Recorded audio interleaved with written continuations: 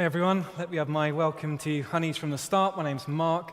I'm one of the ministers here. It's great to have you here for our carol service this evening. And what we're going to do now in this part of the service is take a look at that third reading. You can see part of it printed out in your bulletin on the inside. So we're going to focus in on verses 6 to 13. And what I want to do is pull out of it three insights to give us real joy this Christmas. Three insights. We're going to look at the witness of Christmas, the shock of Christmas, and the wonder of Christmas. Okay, so the first thing to see, the witness of Christmas. Because if you glance down at verse 6, we are introduced to this man called John. This is not the author John writing the gospel. This is a guy called John the Baptist, who we are told comes as a witness to testify concerning the light. He himself was not the light, that's Jesus. He came only as a witness to the light. Now, when we hear the word witness, when we hear the word testify, we normally think that we're in the realm of a law court and someone giving eyewitness testimony. Hey, judge, this is what really happened. And you might think to yourself, hang on a sec, Mark, isn't this the Christmas story?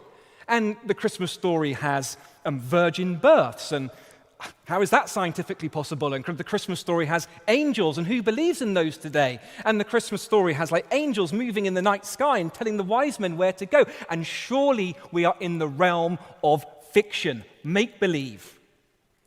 Did you notice how John does not start his gospel with once upon a time, fairy tale style?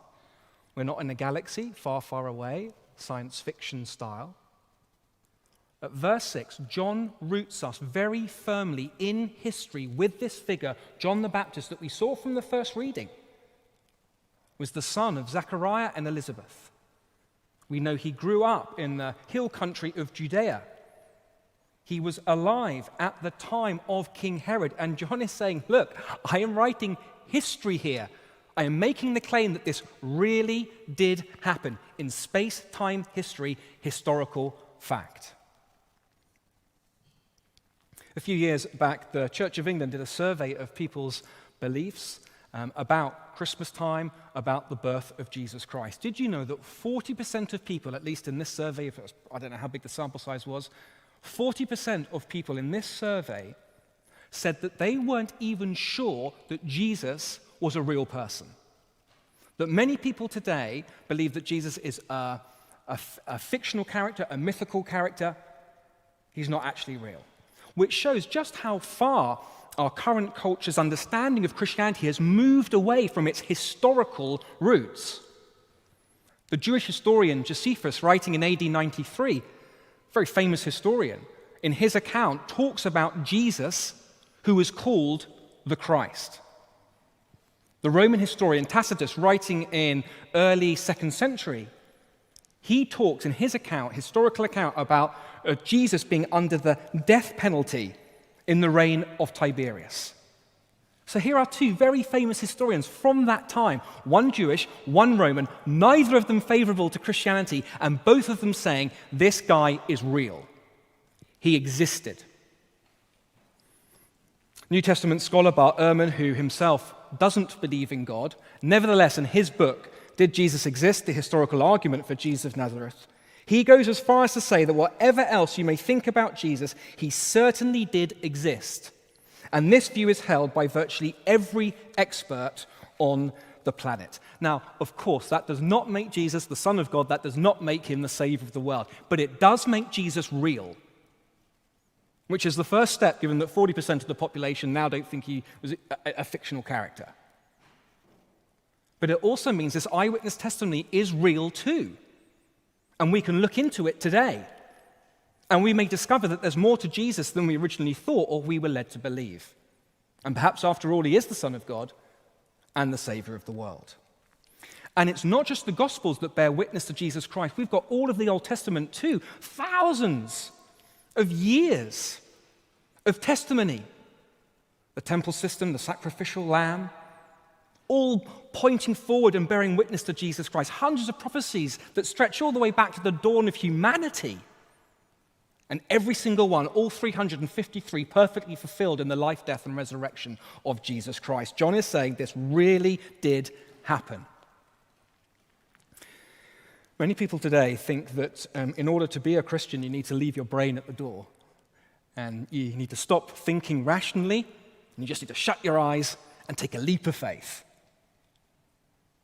I hope you can see that is not the case at all. That has never been the case at all. The Greek word for faith, for belief, pistis, used 228 times in the New Testament. Every single time it is used as belief based on evidence. John, at the end of this gospel, says, the reason I'm writing this, showing you all these signs, these evidences of Jesus Christ that he did in the presence of his disciples, is that so that you may believe that he is the Christ, and by believing have life in his name. Belief based on historical evidence.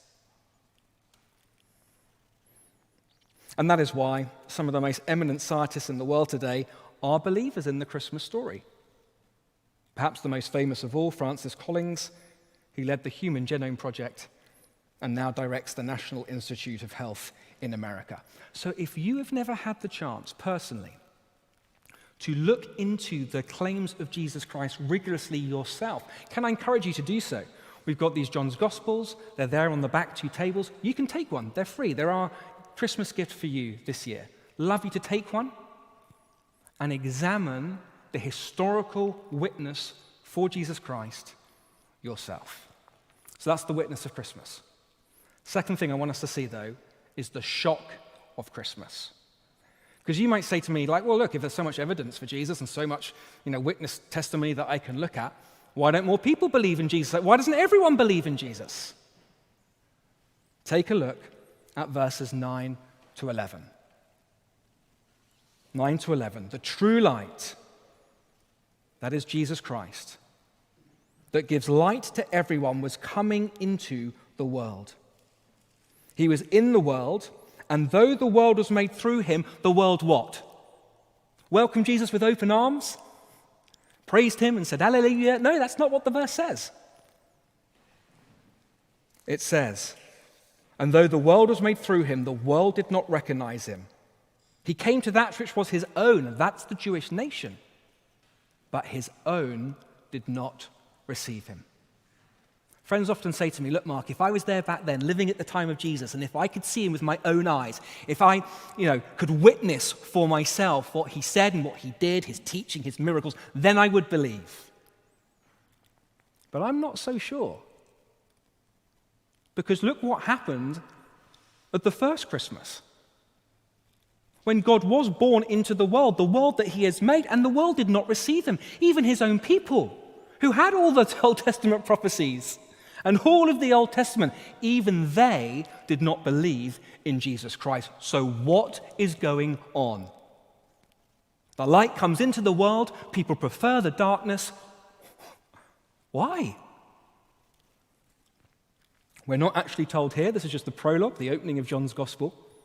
But come chapter 3, Jesus will say more on this. And in a nutshell, he basically says one of the main reasons why people do not naturally want to come into the light, come to him, is out of a fear of being exposed. A fear of being seen for who they really are and what may come of it.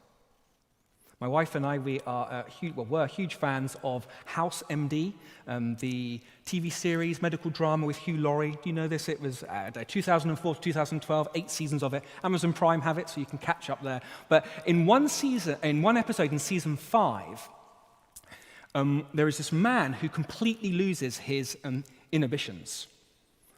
And so just says everything that's on his mind, what he's truly thinking, what he's truly feeling. He just lets it all out. There's no filter. He can't help it.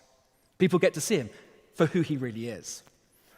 And so he ends up insulting clients who are difficult to work with and insulting co-workers who are doing a pretty poor job, and can't help but tell his wife and family what he really thinks about them. And it starts to destroy all of his relationships as people see him, as he's exposed and people see him for who he really is. Meanwhile, Dr. House's medical team, they diagnose that there's something wrong in his brain, a frontal lobe disorder, and they reckon that they can do a very delicate brain surgery operation to cure him. But they warn him and say, look, this is hugely complicated. We don't know if it's going to work. You might die. Just the slightest mistake, it's all going to be over for you. What do you reckon? The man says, I want it. I want it straight away. I don't care if I could die from this. I don't care of the risks involved. I cannot keep living like this any longer.